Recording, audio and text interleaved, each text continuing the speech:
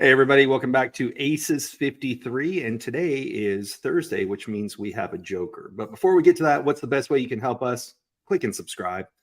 Share this out with your friends. Let us know what you want us to talk about, who you want us to bring on as a joker or a guest who has specialized knowledge or skill. And with that, who do we have today, Ed? I don't know, but you just failed because you're only supposed to tell them to do one thing. You can't tell them to do 3 or 4 things because they'll do. Just subscribe. Just hit subscribe. Just help us support us by subscribing. They don't know how to click. Haven't you listened to Alex Hormozi? That's whole thing was in his thing. Oh, that's right. You read it, so you're a little bit slower at that. No, just tell them only do one thing, which is subscribe. Yeah, but you didn't just say one thing. You said and this and this and this. But anyways, move on. Let's get to somebody who knows what they're talking about because we definitely don't. That's all right. We Rob Anspach. I almost said Ron. What the hell is wrong with me today? How you doing, Rob? Well, what's wrong with you? I made a list while I was backstage, but I also subscribed, so I did something right. There you go. Because I know how to listen. Well, people, you tell someone, and this is what they say. They tell them all these things to do, they do none. But if you say, "Hey, please subscribe," they'll go and subscribe. But if you add all these other stuff, they're like, "What did they say for me to do?" Yeah, it's confusing, and that's what we're going to talk about. All the confusing stuff that's on the internet today, right? Absolutely. Well, we're talking about because we keep getting hit up through DMs or emails and all this stuff. Oh, I checked your website and your SEO is so bad. I'm not funny because I just had iHeart do it because we're doing something for the radio. And they're trying to sell me all the services, and they went, "Oh, you're okay. Yeah, oh, you're okay." Yeah. So, or you get the constant. You need to update your Google My Business listing. And I love SEO. I love helping people with their SEO. But it's been so muddied over the last 9 years since my book came out because everybody wants to be an SEO master. And they're saying, "Oh, you got to do this. You got to do this. You got to do this." And I think people just get paralyzed. They don't want to do anything. They're like, "I'm just going to put up a website and be done with it." And they don't realize that there's a lot of stuff you got to do after that. I mean, Brian and Ed, you guys know I worked on both your websites, and there's a lot of stuff that has to go on in the background. Right. You're constantly adding new content, whether it be blog articles or updating pages. And a lot of times people are like, "Well, wait a minute. I just thought I could just give you some money and put a website up and be done with it." And Google likes to see that, updated information. And when you're posting blog articles, all those blog articles get listed and ranked and searched. And a lot of times that's how you're bringing people into your website is through those blog articles. But people are like, "Well, I just need a simple website, 3 pages, my content, contact form, and something else." And they don't update it. They don't put blogs. They don't have any social media icons that point people to Facebook or LinkedIn or anything. And then they wonder why they're not getting any traffic. So for the equivalent of people, just like as an analogy, it'd be like having a nice book cover with nothing on the inside on the pages, right? Yeah. Yeah. And people do buy them, but it's even a blind squirrel finds a nut sometimes, right? Yeah. All right. So one of the things you're talking about is updating. So you talk about blog articles, right? Mm-hmm. There's companies who write those for you, or the other companies they can sign up and they get posted automatically. Are they just as good, or they have to be your own blog articles? Here's the thing, to make it simple for you, just like we're doing this podcast, transcribe the podcasts that you've been on or the interviews that you've given and make them your articles. When you do that, it still has your voice. It sounds like you. And so when people come to these articles to learn more about you, they get to understand who you are. They see your personality. It's just like with Brian reading faces. They can read that article and know exactly who you are. But when you pay a service, the service is just going to put a generic, article. Mm-hmm. You have no control over what they write. There's no personality. And a lot of times it doesn't sound anything like you. So yeah, you're paying somebody to write for you. You're giving them kind of carte blanche on promoting you, but there's no personality. So when people come there, they're like, "Wow, yeah, this is okay information, but it sounds like a robot wrote it, and there's no personality. I can't detect whether Ed wrote it, Brian wrote it, a robot, Rob, and that needs to match the personality of the person that's featured on that website. So long story short, do your own blogs. Do your own blogs. Yeah. Unless you sound like a robot, then you're okay. And yes, there are people that have figured out, that they can insert personality a little bit into the Chat GPT to write their articles, but it still sounds robotic. It still sounds like somebody else wrote it. So do yourself a favor, spend a few minutes every day and just jot down your thoughts. Okay, what is this article going to be? And I always tell people, look, take 50 of your most commonly asked questions and turn each one into a blog article. And if you put an article out every 2 weeks, now you have 2 years worth of content. And so a lot of people, what they'll do is they'll just make their notes on their phone. They'll do the recording, do a video, transcribe it. And now they have plenty of content for the next year. But the one that Ed hears the most is what's wrong with you. Sometimes there's cuss words in there too. So how does he answer that one? Oh, he can make a list of what's wrong with him. I mean, you already did. So we just got blog articles for 2 years. So it's he said you can't let somebody else write it for you, Ed. You need to discover this and put it out for yourself. I already talked about it already. So what he's telling me to do is, I don't know if you've heard about Cast Magic by now, right, Rob? Mm-hmm. Yeah. Actually, I mean, it's pretty amazing what it takes your words and puts it back into different things. So you could actually tell it, because on that one software, you can go in there and create another section for what you want, a blog article, because it has a newsletter. The thing I like about it is because it takes your podcast, whatever you've done, and created a newsletter from what you said. It's just so much faster for you to help you. And it is using, I know it's got to be using OpenAI, just the way it's written, because everybody uses that, not Chat GPT, but that thing. And there's another way that you can do it. So just take because I do multiple lives, 5 days a week, plus the radio show, that I could just, from what you're saying, take that, add one more thing. Here's a blog, and put it up as a blog on the webpage. Yeah. But one of the things that I always tell people, and I'm sure you guys see it all the time, up in the browser, you always see home and then whatever the website is. And home should never be there. Home should be replaced by what it is that you do, or what the benefit that the viewer is going to get using your service. And if they see home, Google's going to rank that with all the other home. And usually home is related to real estate. So people are searching, and they come across your website, and it's all with a bunch of real estate. And so unless you're a realtor, don't use home anywhere on the browser. But if you are, should you? No. Okay. No. So they never use it. Right. Never use it. So yeah, I see it. Hey, that's me. That's me, actually. Yeah, that's a scammer selling you SEO services. Yeah, I didn't block him today. So I went and looked. My website has home. So what did you say to replace it with? Let me see. Your website? Yeah. Settleskills.com. Right.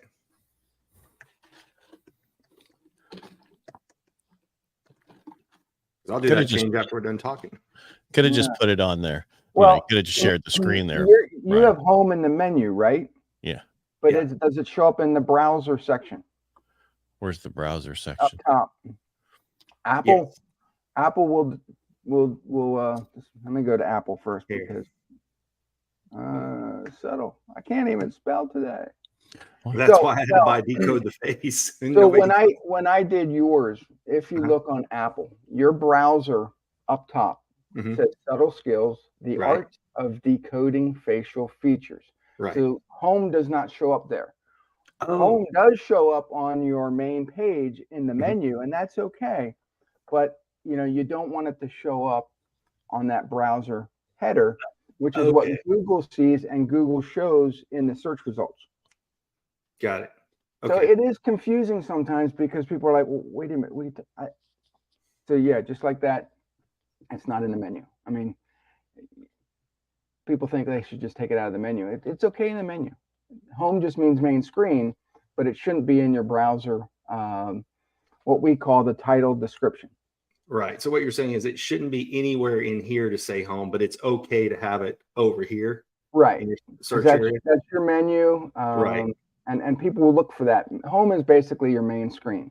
Got it. But what you're really saying is for everybody watching, don't have it in any of these areas. Well, you can have it there, but it's just, way up top. Usually, like if I'm on Safari, it'll show me the header, which is the meta title that shows up in the Google browser. And so when you do a source code, you can actually pull it down and see exactly how things are laid out and what Google is searching. So if you had somebody else do your website, now you want to make sure that they did it right. How do you make sure that the metadata is correct? Is that the first thing I do? If you're using Chrome, you can go up to View. Let's see, where is it? I hate using Chrome. I usually use Safari, but usually for this we have to use Chrome. So sorry. I know, it's just terrible. But unless you're on an iPad, then it wants you to use Safari. Yeah, where is it? Oh, so on Chrome, you want to go to View, Developer, View Source. And holy shit, there's a lot of stuff there. Yeah, there's a lot of code, but if you scroll down, let's see if I can scroll down. It won't let me scroll down. Brian, do you have it up? Yeah, that's what I was gonna do. I'm getting ready to share it. And then you can just look at Brian's, and then you can present, share screen, window. Where are we? What if now we'll pull up your website and I can show people exactly what they should do? All right, hold on one sec. Let me go. Let me do this. One more second here. Mm-hmm.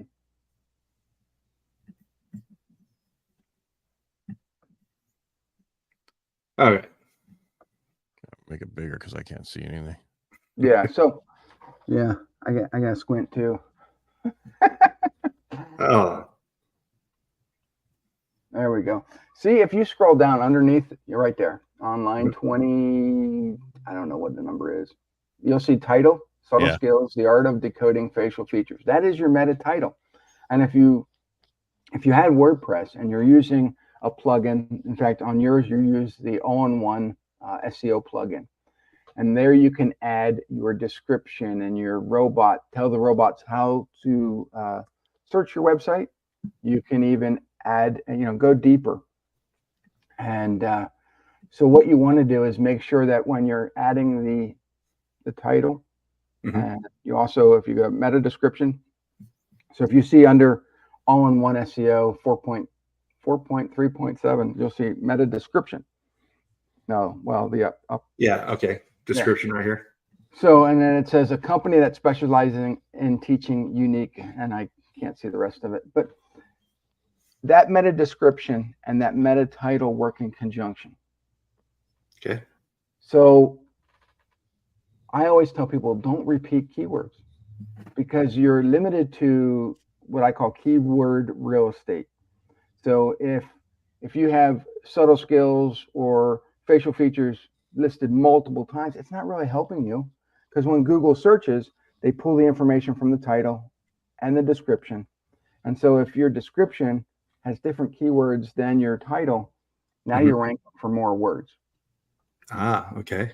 And so I always put a phone number also in the meta title or the meta description, because when Google lists you on their search results, you'll see, how everybody's ranking. And a lot of times people don't want to click on the website. They want to find the phone number quick, call it. Right. And if it's already displayed, they're going to click call. They'll bypass the website, but you're still getting them as a client. That's awesome. So there are simple things that you can do to enhance your website. The big thing though is constantly adding content, because it creates a user experience. And Google likes to see people going to your website and staying for a little bit. If they go to your website and they click out right away because maybe it's not a lot of content, not anything that keeps them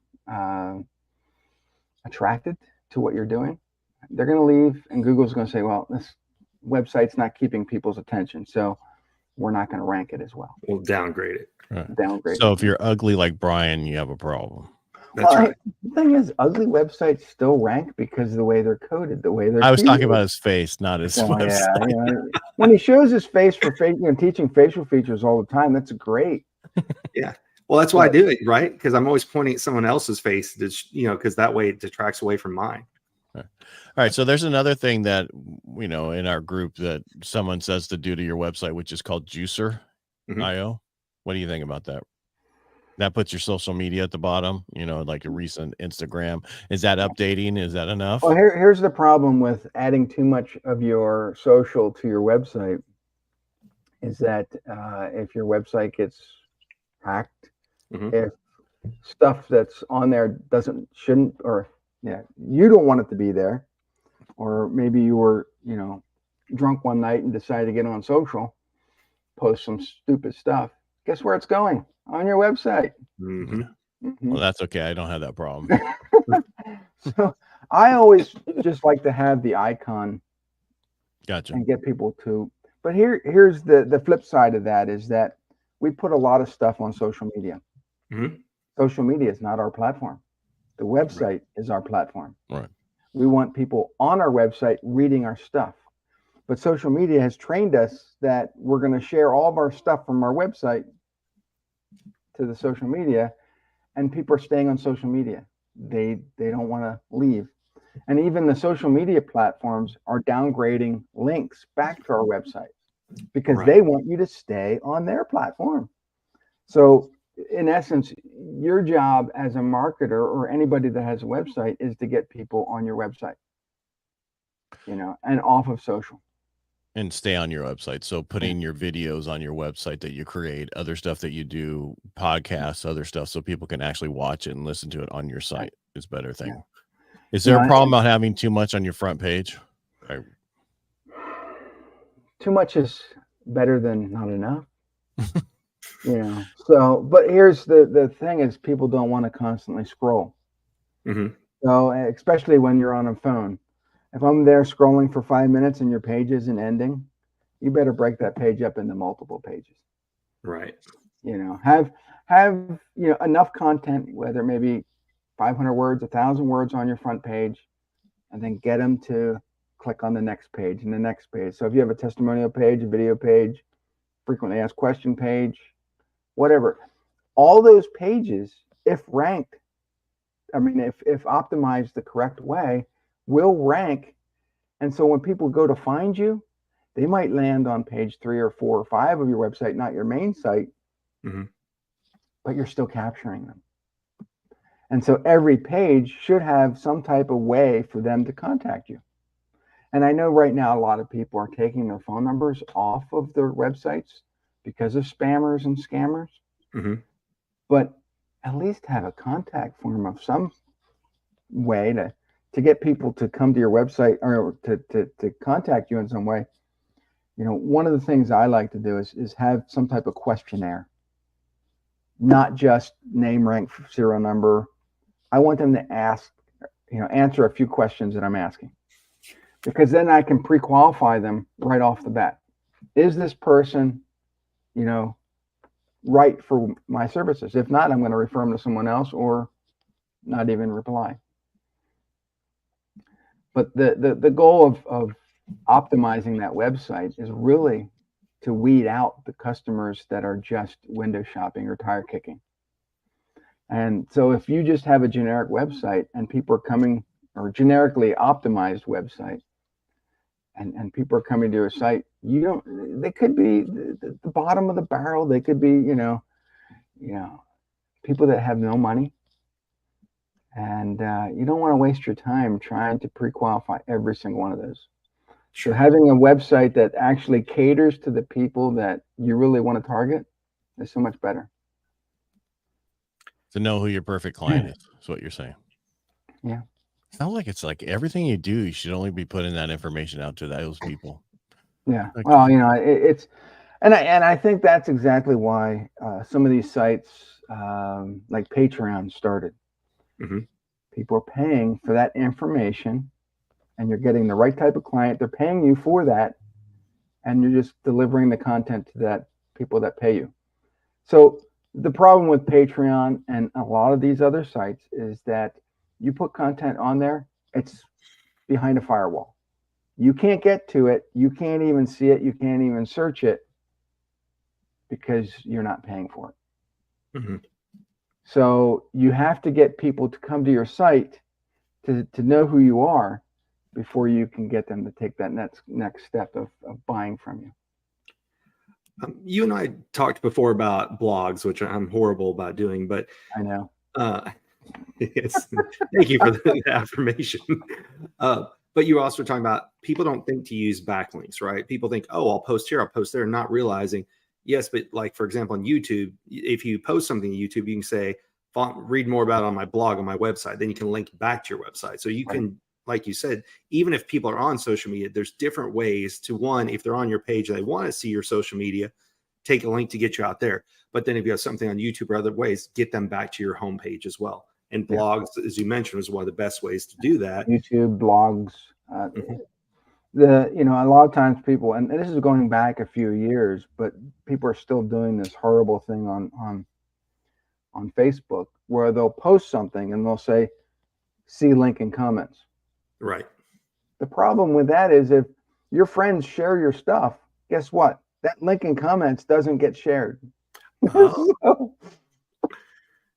So keep that link where you want it to be. So when people go to share it, they're sharing the image, they're sharing the link, they're sharing whatever it is that you want them to share.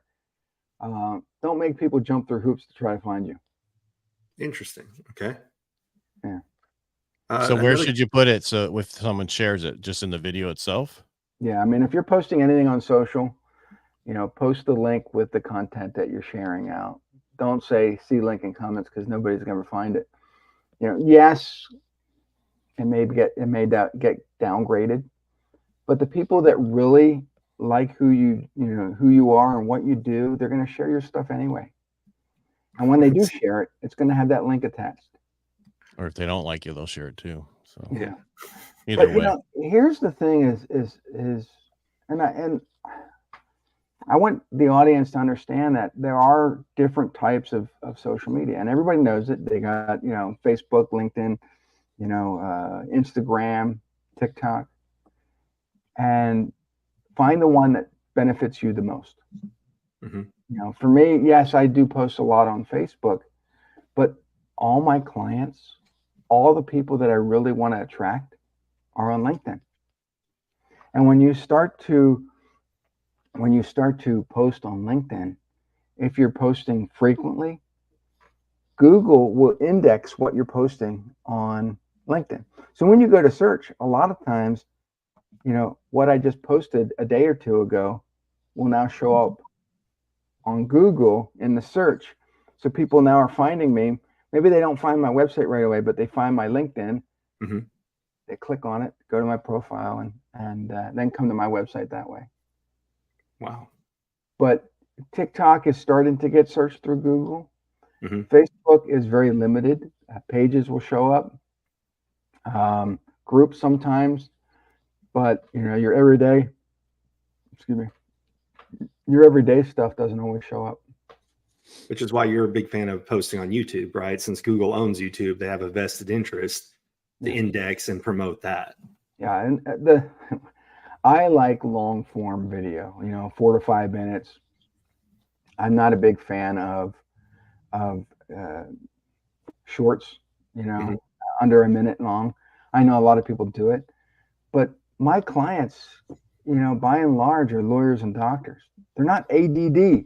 They don't want a short video. They want something explained to them. And so for me to make short videos doesn't make sense. Yeah, they get more traffic. And so sometimes I'll make a long video and then maybe cut it down in half and put it as a short.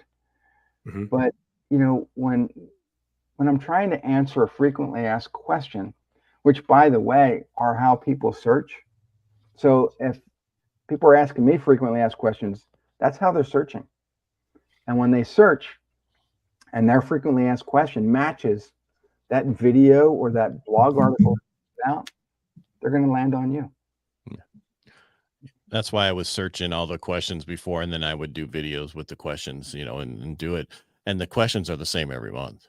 Yeah. I mean, if you check the, what's that, Ask the Public or whatever, or Answer, whatever it is, I look for months. Give me the new ones. It's the same stuff as last month, as the month before and the month before. So it's only so many videos you have to do. But what I'm starting to do with my podcast and other stuff is I'll do the shorts, see which one goes really well, and then create a 3-minute to 5-minute from that, and then use that on there. Mm-hmm. But here's the thing about, but those aren't my clients. Right. But yeah. Anything that you put on YouTube, make sure that your title, is optimized. So, just don't put up this generic title, video 1. It's never going to get searched. Actually this is how you make a video for ADD people. Okay. And then put your description. Under your description, put all the links that people can find you, whether it be your website, your social, if you sell books, your Amazon author page. But everything should have a link back to something. And I see so many people make videos and they don't have any descriptions whatsoever. For the ADD one, you should make that the title and then just get distracted and talk about something else in the video. That's what you should do. Well, something you're talking about, I don't know why this just popped in my head while you're talking. What was you telling me? Did your daughter do a video like on accident that she didn't mean to record and it just went viral? Was it about Disney World or something? Disney has these called hand pumps. They have soap pumps, and when you press the button, it forms like a Mickey on your hand in suds. Well, she was making a TikTok video, and she did it, and she had to do it a couple times because it wasn't showing the Mickey feature on her hand. It looked like smudge. That video, because it was an accident, but she has like 14 million views, and people are giving her crap about it. I mean, people are nasty. They're saying, that's not how you do it. She should make a new one. And so she did. She made a corrected video. She kept the old one up, and the new one I think only has 3 million views. Only. Well, it does show that how to do the pump the right way. But sometimes your mess up video will go more viral than your corrected video. Use it. Take advantage of that and showcase that mess up video everywhere else. And so the reason I ask that is twofold. One, Ed and I always talk about, if you try and over perfect everything, have the perfect lighting, perfect camera, everything else, that sometimes gets way less traction. Yeah. But I'm then curious, like, would you put blooper in the title, or would you say screw up? I mean, how would you title that video? Because people do like to see other people not do something perfect, right? You can then go back and, if you want to change the title, I don't think you can change the titles afterwards. No, on TikTok. No. But you can put it on YouTube. You can put it everywhere else and just say, this is the blooper video that went viral. And then people will watch it again. And I think that there are too many people, especially younger generation, who believe that, just getting your phone and making videos, even if they go viral, they're going to make tons of money. Right. I know so many people whose videos went viral and they made $0. And granted, it does help with your credibility in some fashion, but by and large, you can't take any of that to the bank. Right. So, it's what you do to monetize that video afterwards and get it to be seen by more people is, if it's on TikTok, put it on YouTube, put it on Instagram, put it on Facebook, put it wherever, so people can see that you're real, you're raw, it was an accident, but it went viral. But if you want to see more of what I do, here's a link to my website. Here's a link to this. Now people think that you're credible because you're honest and you didn't try to overproduce a video. So now that's how I would kind of optimize that whole thing and make it even better. Got it. So question for you. A lot of people are worried about subscribers versus and views or this or that. What do you recommend? I've never been a big analytics type. I don't look at the numbers. And here I am, the guy who teaches social media and SEO and writes books about it. But I think too many people get hung up on the numbers. They get hung up on the subscriptions. They get hung up on the views. And all they're doing is trying to improve upon themselves every day to make things better. And it drives them nuts. I've seen people make several viral videos by accident, and now they're forcing themselves to try to be better. Well, look, my goal every day is just that one person gets a benefit from what I'm doing. If one person contacts me or calls me or FaceTime, however they want to contact me, and they want to hire me, that's all that matters. Because I could have 1 million people look at my video and say, yay! But if no one buys from me, it doesn't mean diddly. Right. But if one person takes a video or looks at my video or my stuff or anything and says, Rob, I really felt compelled to call you. I need your help. That's all I care about. And I think that if everybody out there felt the same way, things on social, the people's views on viral videos would be so much different. But they're not thinking that way. No, because all they want to do is look at oh my God, how many people looked at my video? This is great. This is awesome. Yeah. Whatever. Well, that was one, because the algorithm, like for YouTube, right, with lives, they don't do anything with them. And the question is, should you still go live on YouTube? Because if you're looking at, how many people watched it, that kind of stuff, you might not have enough unless you have this subscriber amount. And we've been talking about that for a while. I used to do lives on Facebook and YouTube years ago, and I stopped because I would put and I've watched other people do this. They'll get on Facebook or YouTube, and they'll sit there for 5 minutes and goes, we're going to wait for more people to join in. Really? I'm out, Right. Yeah. I don't wait. I don't go. Want to, just you're recording it. I will see it somewhere else. Right. Just jump right in and start sharing the information. And, people will chime in when they chime in. And what I do is I put all my videos that are on my channel in a video feed, and I created that feed on YouTube, and then I just take that feed and I put it in my social scheduler, and it'll pull the next video, and it'll pull the next, and it shares it all out to everywhere. So they might not see the video when it goes live, but they're going to see it 100 times during the year somewhere else. So we had a question on schedulers. Like I've heard some people say use the native app, so if you're going to go to Meta, use the Meta app. If you're going to use TikTok, do it directly through TikTok. Same for YouTube. What's your opinion on all that? I use Social Bee. I like Social Bee. I've tried to use the Meta scheduler. What a nightmare. And I'd rather just shoot myself. Yeah. It is so horrible. I mean, if it was a choice between Meta scheduler and getting waterboarded 10 times a day, I'm getting waterboarded. There's always an issue. It won't go. Your video won't do this or this. And I mean, TikTok and YouTube on the desktop, you can set them to go as far as you want. The Social Bee is I have my stuff. I have my client stuff all on there. And I can tell it what day to do this, what day to do this. I have things scheduled.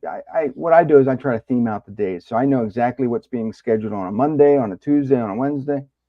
And so I just have certain things scheduled on those days. And so, like Tuesdays, testimonial Tuesdays. So usually on Tuesdays, you always see a testimony of some sort on my clients' pages. Just make it easier. Thursday, I might have their podcast episodes.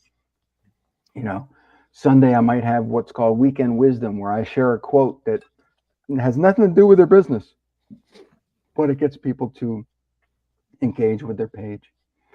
And,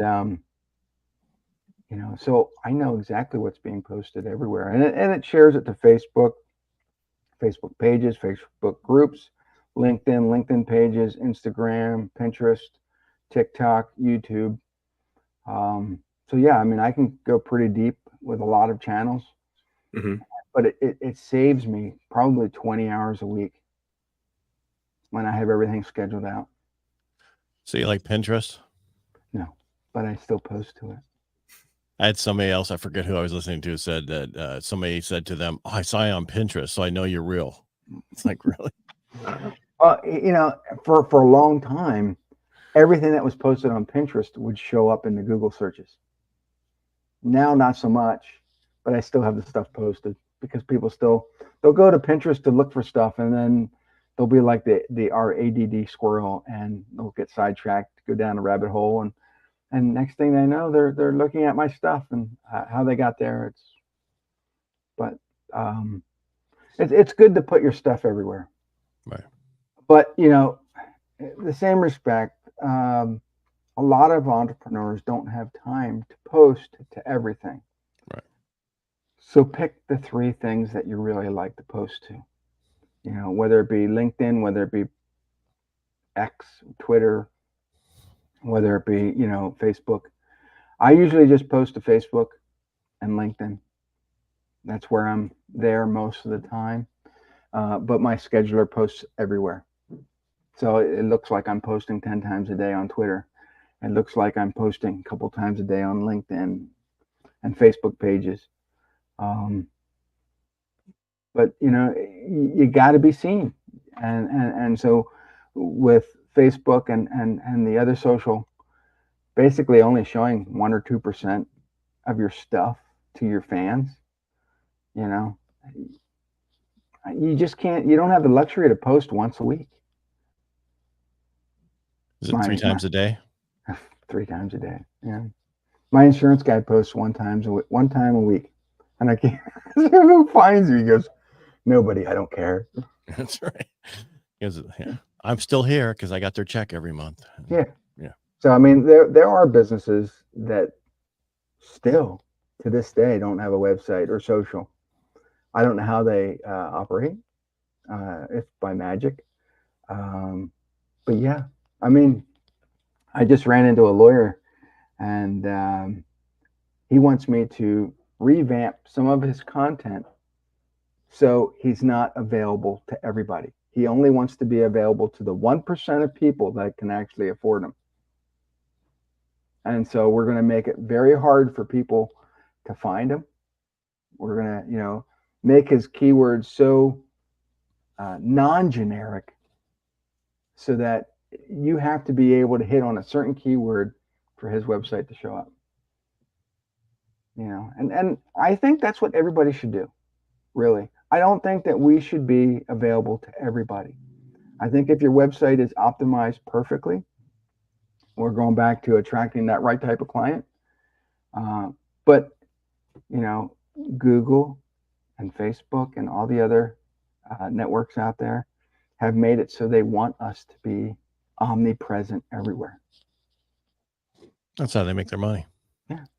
And that's why you get the AdWords. That's why you pay for the other stuff. Yeah. The AdWords is great. It does get people to your website, but you're going to spend some money. Yeah. With the articles, with the videos, with your posts, that's organic. And now with AI, organic is going to be something that is not going to be a word too much longer, because a lot of people are using AI to generate content that they actually couldn't create on their own. So here's the thing is you're being handed a tool to help you create content when you really didn't know how to create it to begin with. So now everything's going to be screwed up. You're going to have content that doesn't sound like you, doesn't respond like you. But Google's going to say that's okay because it was created by one of our AI robots.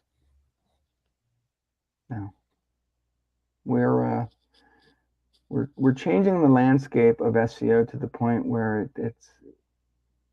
it's out of the reach of the human. And isn't that the human is our prime target, is our audience. So things have to change. Well, Brian can't. Is that me or Brian? I can't hear him. I don't know. He's mumbling. No. See, we lost him to the AI.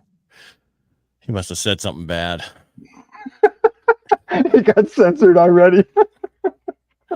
He probably hit a mute on his mic or something, and he doesn't know it. Maybe.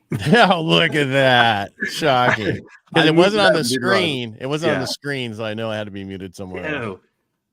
No, I was going to ask, we brought you in to talk about SEO, but you've mentioned several things that you do for clients and customers. So you help optimize websites. You went in, you helped me with mine.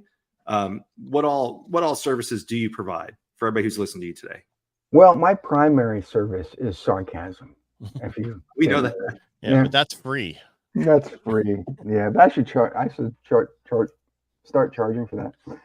No, what we started out as, an SEO company, and that's what I love to do. And then social media came on board, and we started adding that because we're good at creating content. But people wanted more, so we started helping them with their blog articles. We started helping them with their books. We just published our 40th book in 10 years. And we have 3 more on the slate that we have to get done by the end of the year, which I'm running out of time. But, I help people with their marketing, not only online, but offline. Just like, Brian, you help people with their reading faces. I help people, to get that marketing out there so people can get noticed again. And so that's what I love to do. I've been doing this for 2.5 decades. I've been an entrepreneur for almost 3 decades. So I've been in this field long enough to know that, there are competitors. Well, people who say they do things similar to me, but they'll never do things exactly how I do things. So I'm not too worried about that. What I am worried about is people using the wrong tools, such as AI, to help them build a business when they don't understand the concepts behind what that AI is going to actually do for them. You need to know the fundamentals of human psychology when it comes to keywords. And if you're using all the words that your competitors are using to try to rank, all you're going to get is customers that are looking for that generic word, and it may not be the customers that you're looking for. So, make yourself that picture of that avatar that you really want to go after, pinpoint exactly, what they mean to you, the how much they're going to spend with you, and the keywords that you believe they're going to use to find you. And what you're going to understand is that, when I come up with keywords, I use an acronym called APE, which is analytical, psychological, and emotional. And that's how people search. They don't search for generic keywords in your industry. A lot of times, these SEO people say, well, pick the keywords that match your industry. Okay, well, I'm going to rank for all these keywords. Your customer doesn't know those keywords. They don't know your industry. They've never gone to school like you have to learn, what you do. So your customer is going to search because they fear something. They're searching for something. They're in a panic. They got referred by somebody. So those are the keywords that you rank for. And when you rank for those types of keywords, you're going to get a better type of person searching for you that doesn't question who you are, that doesn't give you problems, that opens their wallet and just hands over a credit card. And it makes your life so much easier because they can connect with you. And you just made their job easier finding the correct thing that they were looking for. So I never rank for industry standard keywords because most of my clients, need to find that type of client that, doesn't want their competitor. They want, a precise help of some sort. Mm-hmm. And they're looking for that one company that can match to them, their exact problem or solution. So yeah, I'm not a big believer in trying to rank for industry standard keywords because that's what all the competitors are doing. Makes sense. So this was fun. You talked all the time. We were just listening. Yeah. So yeah, the book that I wrote 9 years ago was called Optimize This, and it was based on my experience being a former carpet cleaner. And how that book came about was I was going to write a book. I had written a book on social media called Share, and I was going to write this book on SEO. And I think I have it behind me somewhere. And a buddy of mine from Canada was also going to write a book on SEO, and both of our how we do things is a little different. So I said, why don't we join forces, come out with this book, and over a course of 60 days, we got on what was Google Hangout at the time, and we just went back and forth. We shared our concepts and our stories. We transcribed it, became a book. We launched it at Christmas time, and 3 days after launching, it was #1 bestseller in the U.S., Canada, Japan, United Kingdom, and I think somewhere else. And that book, the first book put me on the map, but the second book really, got me noticed all over the world. Mm-hmm. And since then, everybody's like, "Hey, Rob, help me with my book. Help me with this book. Help me with that book." And help us with our SEO, and that's what I've been doing. And but I've also been teaching people how to raise their prices, how to, command, better terms and conditions for what they do. One of my pet peeves is when people do the work and then bill afterwards, and then they wait 60, 90, 120 days to get paid. Mm-hmm. You're not a bank. Get paid now. Send the invoice. You get paid. And once you get paid, then you do the work. That's simple as that. And it's just hard to break that mentality because they're like, well, that's how we've always done things. Yeah, but you're 3 weeks away from going bankrupt. Start getting paid now. Well, okay, so 2 questions. That is a good point. I know when I worked with the person who did my website, it was 50% up front, 50% upon delivery. Mm-hmm. Right. So at least it kind of bridged the gap a little bit. Because there was one time I paid somebody to do something up front and they kind of just disappeared afterwards. So I think people have a little bit of fear of that. So I'm a big fan of the half down. And, as we make progress towards the goal line, then more money keeps coming in. How is the best way for people to find you? Well, they can find me at anspachmedia.com. They can go on Facebook and find me there at Rob Anspach. LinkedIn the same way. I'm kind of all over the place. YouTube. And I am on TikTok, but I don't use it that much. I see it all the time. It tells me, oh, you posted a video. And he sits there. Okay. You can tell he doesn't really want to be there. This is not what I want to be talking about. Okay. But I was on vacation this last week, and the difference between Disney World and Universal Studios. See, I told you I'd love to. See, watch it. See, I help one person. I help there you go.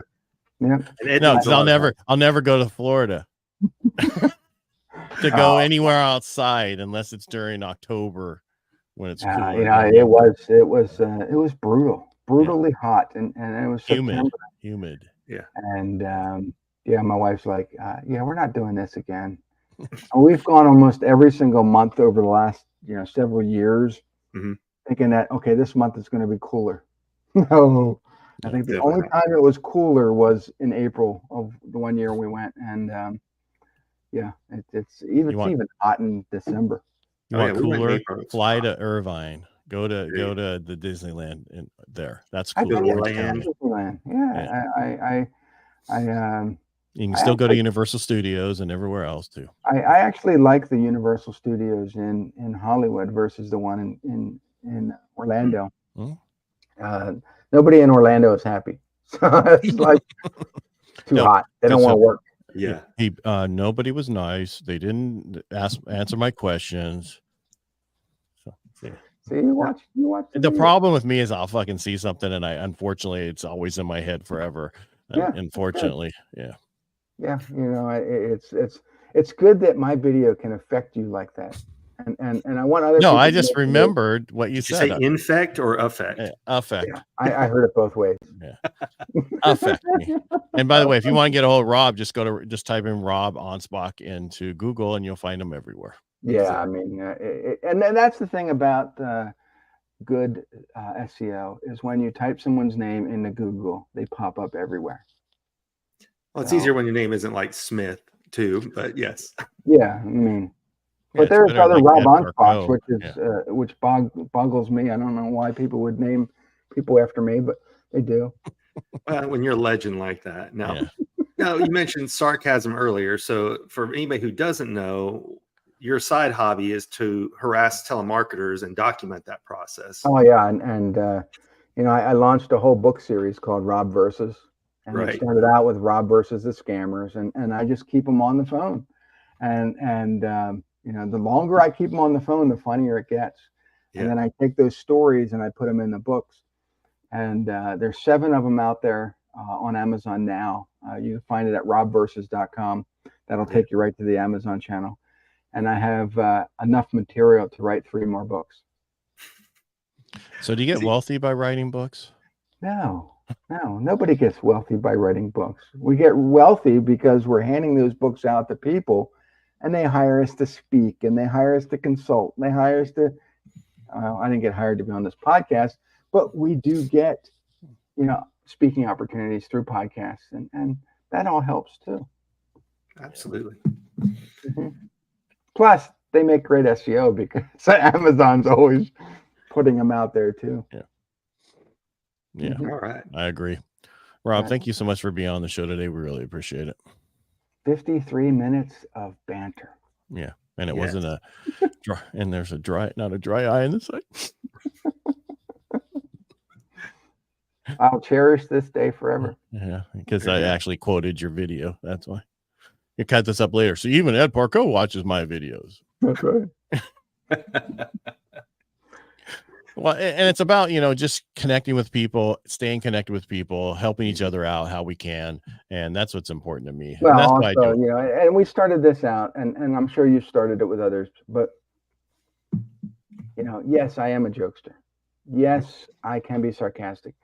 And that is my personality. And my personality became my brand. Mm-hmm. And I learned to channel that brand to make a living. Mm-hmm. And I think there's a lot of people out there that forget that, without your personality, your brand is nothing.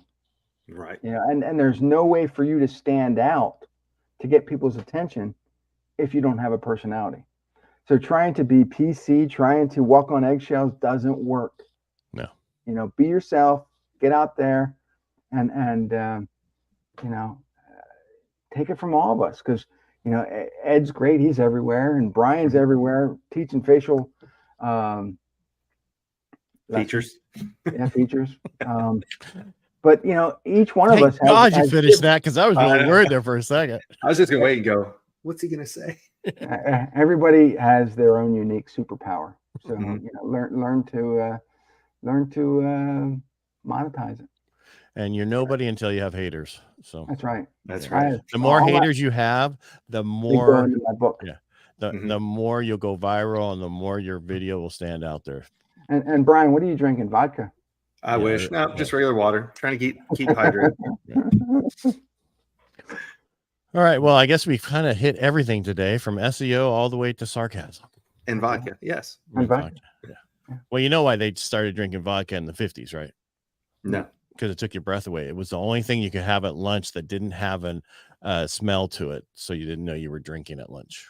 Well, I have heard the 3 martini lunch, but I didn't know that was the. That's Isn't martinis gin? I don't know. It can be I either don't or. know. It can be vodka or gin. I'm I'm a drinking lightweight. water. If I do 3 martinis at lunch, I'm not coming back. Yeah, but the back in the day in the 50s, the madmen, they could drink. I mean, Mhm. they drank all the time. And that's like, I can't even, a couple beers and I'm done. Yeah. And those are Coors Light. I'm just kidding. Well, at least it's Yeah. not Bud Light. It's only drinking problem is keeping electronics nearby. Yeah, that's not a drinking problem. That's keeping the glass from falling over problem. That's right. Yeah, I spilt a margarita on my iPad, my Apple MacBook, Right. and I sent it in to get fixed. They replaced everything but the bottom cover with a scratch on it. I'm like, why didn't you just send me a new one? Because I got to keep those young kids working. That's right. Yeah. All right, Rob, again, thank you for being here. We're going to, it's been 55 minutes. I'm sure people have other things to do today besides listen to us all day. No, they're gonna actually watch this or listen to it 3 times today. Yeah, they're going to put on repeat. And appreciate you coming in, talking about what you talked about. We knew you were a world of knowledge, especially about Universal Studios and Disney World. Yeah. That's right. If you have any questions about those 2 things, reach out to Rob, and you can find Rob everywhere. I go to Disney all the time. I'll be glad to help him. I say, I don't. That's one thing I'll never do again. Theme parks. We go once or twice a year. Well, you're a better man than me. Because every time, and here's the thing, every time I go to Disney, I'll be standing in line at some ride and somebody will call me and it becomes a huge sale. And it may be coincidence, but it's just every time I'm in line to ride. And just this last time, I got a call. Hey, we need a book. And this is what we're going to, and I said, okay, this is what I charge. And they're like, okay. And, next thing I knew, they're sending me an email. I'm sending them an invoice and I'm getting paid to stand in line ready for a ride.